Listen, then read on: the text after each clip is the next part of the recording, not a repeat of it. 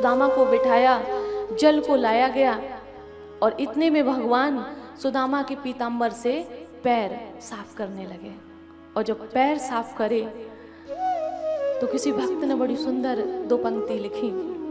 देख सुदामा की दीन दशा, करुणा करके करुणा निधि रोए, पानी परा तुको हाथ छूने, नैनन के जल सो पग धोए। संत भगवान पता नहीं था अचानक जाएंगे। मैं प्रणाम करती हूँ, राधे राधे बोलती हूँ। मुझे सोचा कि आरती करा कर ही जाएंगे, तो गलती के लिए क्षमा चाहती हूँ। आप सभी संत जनों को, संत भगवान को मैं साथ भी आर्या पंडित प्रणाम करती हूँ। तो भगवान की आंखों में आंसू आ गए। पैदल चले थे, पादुकाएं नहीं थी, कुछ कांटे लगे थे। भगवान के आंसू आ गए और कहा, सुदामा इतने कष्ट सहे तुमने, इतनी पीड़ा सही, तुमने मुझे याद नहीं किया। भक्त तुम तो जानते हो कि पत्रम पुष्पम फलम तोयम।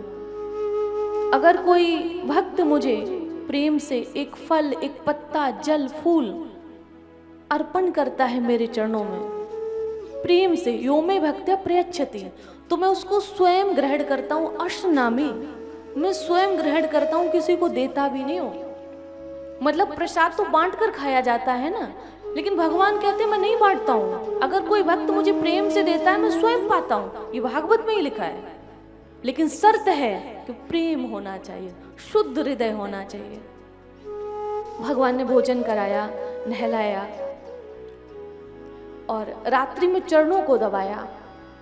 तब कहा कि सखा हम तो जानते थे कि तुम तो विरक्त हो, तुम तो अनासक्त भाव से जीवन जीने वाले हो, क्या आपने विवाह किया? तो आज सुदामा ने सब बताया कि लाला विवाह हुआ, तुम्हारी भाभी भी हैं। अच्छा भाभी है तो कुछ खाने के लिए भेजा है, कुछ प्रसाद दिया है।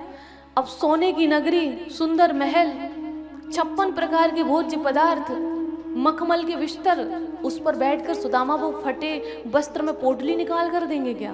शर्मा रहे हैं। भागवत जी में लिखा है कि चरण दबाते हुए भगवान ने जो पोटली को दबाए हुए थे, स्वयं जहार पोटली को छीन लिया सुदामा जी से और उससे खोला। अरे भाभी ने बड़ा सुंदर प्रसाद दिया है। इस बात पे गला अवरुद्ध हो जाता है। एक मुट्ठी चावल को भरा और अपने मुख में दिया, 1 लोक की संपत्ति को प्रदान कर दिया। दूसरी मुट्ठी को जब भरा तब रुक्मिणी जी ने आके हाथ पकड़ लिया।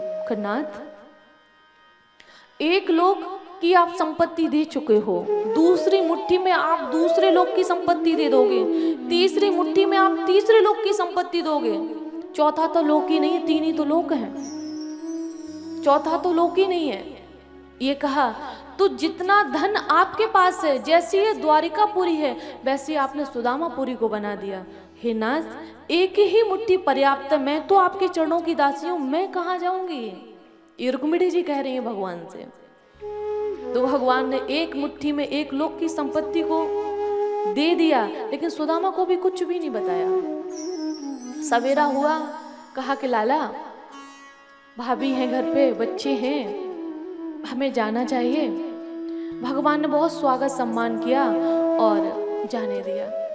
रास्ता में मन में सोच रहे हैं सुदामा जी कि शायद मैंने जीवन में जो मैंने पुण्य किया उसका परिणाम क्या था? भगवान का दर्शन। और मैं तो जन्म से ही गरीब हूं, जन्म से ही ये जीवन जिया है, तो शायद भगवान ने इसीलिए मुझे माया जाल में फंसाया नहीं, कुछ दिया नहीं। क्यों? क्योंकि जो धन जब आता है, कहते ना संसार में ऐसा कोई हुआ नहीं जो प्रभुता आई हो तो अभिमान न हो जाए,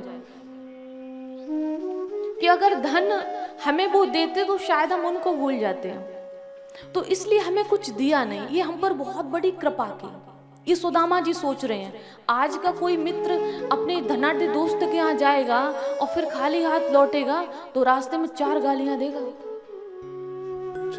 कितने भी बड़ी अधिकारी की गाड़ी अगर निकल जाए सामने से, ठीक है, वो तो एक रिक्शे वाला भी खरी खोटी सुना देता है गाड़ी निकलने के बाद। और सुदामा जी कहाँ गए थे? अखिल कोटि ब्रह्मांड के नायक के पास।